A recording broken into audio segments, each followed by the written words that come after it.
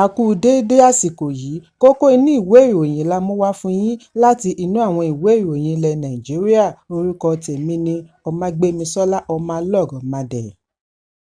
Fún ìgbà kejìlá, ẹ̀rọ amúnáwá orílẹ̀-èdè National Grid tún ti dẹnu kọlẹ̀ lónìí Ọjọ́rú. Ìròyìn jábọ̀ wípé láàrin oṣù kìíní títí di oṣù kọkànlá ọdún 2024, National Grid daṣẹ́ sílẹ̀ fún ìgbà 11. Láàrin ọ̀sẹ̀ kan nínú oṣù kẹwàá, ẹ̀ẹ̀mẹta ni ó daṣẹ́ sílẹ̀, tí ó sọ ọmọ orílẹ̀-èdè sínú òkùnkùn bírímùbírímù, tí èyí sì dá awuyewuye sílẹ̀ lórílẹ̀-èdè. Lórí ẹ̀rọ abánidọ́rẹ̀ẹ́ ní Nigeria's National Grid ti fìdí ẹ̀ múlẹ̀ wípé láàrin aago 2 ọ̀sán òní Ọjọ́rú ni ẹ̀rọ amúnáwá yìí tún daṣẹ́ sílẹ̀, tí ó fi sọ ọ́ di ìgbà kejìlá tí èyí ń wáyé. Ìgbésẹ̀ tí ń lọ lọ́wọ́ fún àtúnṣe. Ẹ̀kúnrẹ́rẹ́ ìròyìn wà ní ìwé ìròyìn Punch tó jáde lónìí. Lónìí ni ilé ìgbìmọ̀ kéde wípé àga gómìnà ìpínlẹ̀ Edo Monday Ọpẹ́bọlọ ti ṣòfò.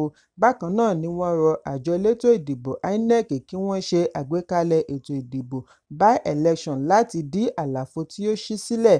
Àga Ọpẹ́bọlọ tí ó ń ṣaṣojú Edo Central Senatorial District ṣí sílẹ̀ lẹ́yìn ìyànsípò rẹ̀ gẹ́gẹ́ bí gómìnà ìpínlẹ̀ Edo tí ó wáyé nínú oṣù kọkànlá. Ààrẹ ilé ìgbìmọ̀ Godswill Akpabio ni ó ṣe ìkéde yìí níbi ayẹyẹ valedictory service tí ilé ìgbìmọ̀ ṣe fún Ọpẹ́bọlọ. Akpabio wá rọ gómìnà kí ó tẹ̀síwájú nínú iṣẹ́ rere rẹ̀ gẹ́gẹ́ bí gómìnà ìpínlẹ̀ Edo. Ẹ̀kúnrẹ́rẹ́ ìròyìn wà nínú ìwé ìròyìn The Nation tó jáde lónìí. Ilé-ẹjọ́ gíga ìlú Àbújá ti ṣe ìdáwọ́kọ̀ fún ajàfẹ́tọ̀ọ́-ọmọnìyàn àti agbẹjọ́rò Délé Fárótìmí láti má tẹ̀síwájú àti tẹ ìwé, tà á, polówó rẹ̀ tàbí pín in káàkiri yálà nípasẹ̀ ìwé àfojúrí hard copy tàbí lórí ẹ̀rọ ayélujára soft copy. Ìwé tí ó dá awuyewuye sílẹ̀, Nigeria and its Criminal Justice System. Adájọ́ Peter Kekemeke ni ó bu ọwọ́ lu àṣẹ yìí lẹ́yìn tí ó tẹ́tí sí ẹ̀sùn tí agbẹjọ́rò iléeṣẹ́ agbẹjọ́rò Afẹ́ Babalọ́lá, Àgbàmọ̀fin Kẹ́hìndé Ògúnwùmí jù. Bákan náà ni adájọ́ Kekemeke ṣe ìdáwọ́kọ̀ ìwé yìí ní títà fún àwọn alágbàtà, olùtẹ̀wé, atúwèétẹ̀ láti má pín ìwé yìí kiri mọ́ tàbí tà á lójútáyé tàbí lórí ẹ̀rọ ayélujára títí kan orí ẹ̀rọ abánidọ́rẹ̀ẹ́ fún ìgbà díẹ̀. Àṣẹ yìí yóò wà títí ìgbẹ́jọ́ yóò fi wáyé lórí ẹ̀sùn tí wọ́n pè interlocutory injunction ní ọjọ́ 6 oṣù kejìlá ọdún 2024. Adájọ́ pa á láṣẹ kí àwọn agbófinró palẹ̀mọ́ gbogbo ibi wọ́n bá ti bá ìpàtẹ ìwé yìí pàdé títí ìgbẹ́jọ́ yóò fi wáyé. Ilé-ẹjọ́ tẹ̀síwájú wípé kí gbogbo àjọ agbófinró ṣe àfihàn wípé àwọn ti gba àṣẹ ilé-ẹjọ́, àwọn sì ń tẹ̀lé gbogbo àṣẹ ilé-ẹjọ́ láàrin ọjọ́ 7 tí wọ́n bá gba àṣẹ. Pẹ̀lú ìgbésẹ̀ yìí kan náà ni ilé-ẹjọ́ gíga ìpínlẹ̀ Ọ̀yọ́ ṣe bu ọwọ́ lu àṣẹ tí ó ṣe ìdáwọ́kọ̀ fún Fárótìmí tàbí ẹnikẹ́ni tí ó ń ṣaṣojú rẹ̀ láti má tẹ̀síwájú àti tẹ ìwé yìí mọ́. Adájọ́ Mufútàù Adégbọlá ni ó bu ọwọ́ lu ìwé àṣẹ tí aṣojú iléeṣẹ́ agbẹjọ́rò Afẹ́ Babalọ́lá, Àgbàmọ̀fin Adébáyọ̀ Adénípẹ̀kun fi ránṣẹ́ sí ilé-ẹjọ́ lónìí fún àṣẹ kí wọ́n tó wá sún ìgbẹ́jọ́ rẹ̀ sí ọjọ́ 7 oṣù kìíní ọdún 2025. Ẹ̀kúnrẹ́rẹ́ ìròyìn wà nínú ìwé ìròyìn Daily Post tó jáde lónìí. Ìjọba àpapọ̀ ti kéde ìgbésẹ̀ láti dẹ́kun ìwà ìpániláyà bullying ní ilé-ìwé alákọ̀ọ́bẹ̀rẹ̀ àti sẹ́kọ́ńdírì káàkiri orílẹ̀-èdè nípasẹ̀ ṣíṣe àgbékalẹ̀ ọ̀nà fún olófòófó whistleblower láti ṣe àfisùn bí wọ́n bá kófìrí irúfẹ́ ìwà bẹ́ẹ̀ láì ṣe àfihàn orúkọ wọn. Mínísítà fún iléeṣẹ́ ìjọba tó ń ṣàmójútó ètò ẹ̀kọ́, Dókítà Maruf Aláùsá ni ó ṣe àfihàn yìí lónìí níbi ìpàdé pẹ̀lú àwọn akọ̀ròyìn tí ó wáyé ní ìlú Àbújá. Aláùsá kérora lórí bí ìṣòro ìpániláyà, jàgídíjàgan pẹ̀lú àwọn ìwà ìpáǹle mìíràn ṣe ń peléke sí i ní ilé-ìwé àti ipa wọn lára àṣeyọrí akẹ́kọ̀ọ́, academic performance, mental health àti moral values.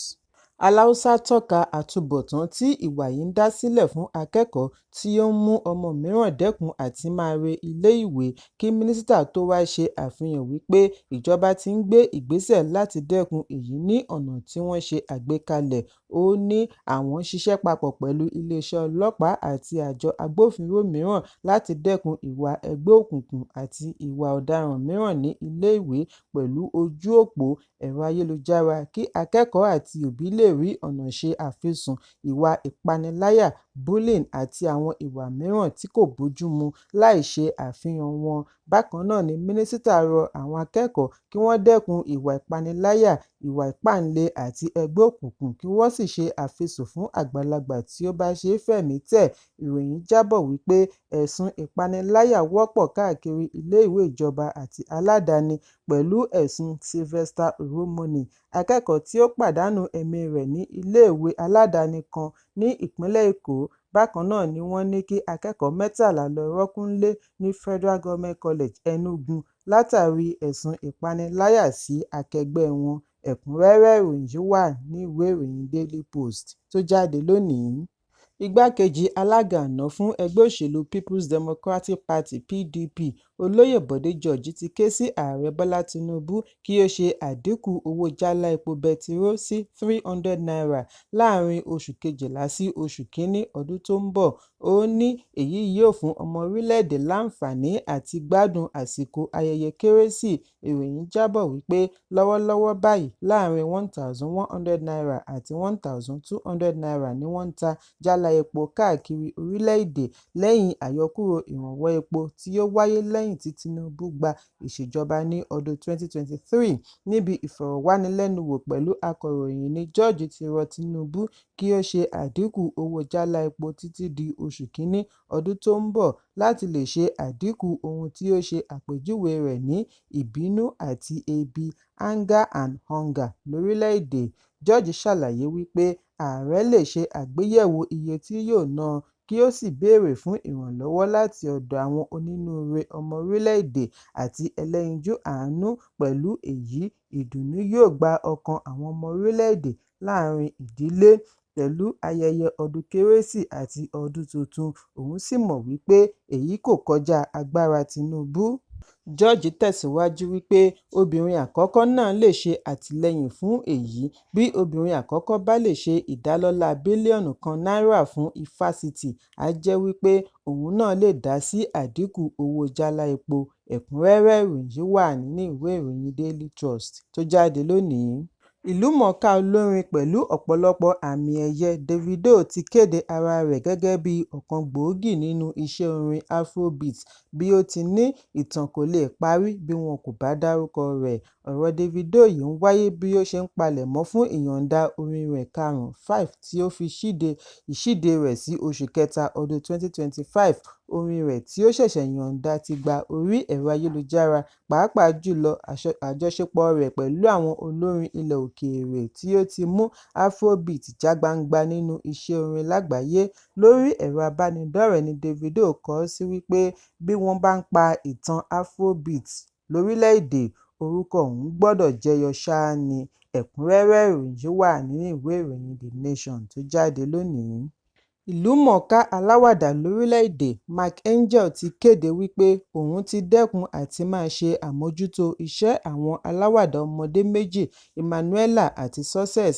Ìgbésẹ̀ yìí tẹ̀lé awuyewuye tí ó wáyé lẹ́yìn tí ọ̀kan lára àwọn alábàáṣiṣẹ́pọ̀ rẹ̀ àná, Dennis Igwe, fi ẹ̀sùn kan Mike Angel wípé kò fún wọn lówó bí ó ti yẹ.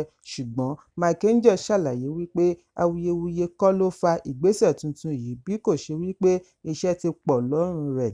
Lórí ẹ̀rọ abánidọ́rẹ̀ẹ́ TikTok ni àfihàn yìí ti jẹ jáde lónìí wípé ọ̀jọ̀gbọ́n mìíràn ló ń ṣe àmójútó iṣẹ́ Emmanuela àti Success báyìí kí òun lè ríbi gbájúmọ́ àwọn iṣẹ́ àkànṣe rẹ̀ mìíràn. Ó wá fi dá àwọn olólùfẹ́ rẹ̀ lójú wípé èyí kò lè ṣe ìdáwọ́kọ̀ fún àjùmọ̀ṣe iṣẹ́ rẹ̀ pẹ̀lú àwọn ọ̀dọ́ wọ̀nyí. Ẹ̀kúnrẹ́rẹ́ ìròyìn yìí wà nínú ìwé ìròyìn Punch tó jáde lónìí. Kókó inú ìwé ìròyìn tòní kò ní jù báyìí lọ. Ẹ pàdé mi lọ́la fún àkọ́tún ìròyìn. Kí a tó lọ, ẹ má ṣaláì fi àkíyèsí yín ránṣẹ́ kí ẹ sì bá wa subscribe sójú náà wa lórí YouTube kí kókó inú ìwé ìròyìn lè máa tẹ̀ yín lọ́wọ́ ní kíákíá.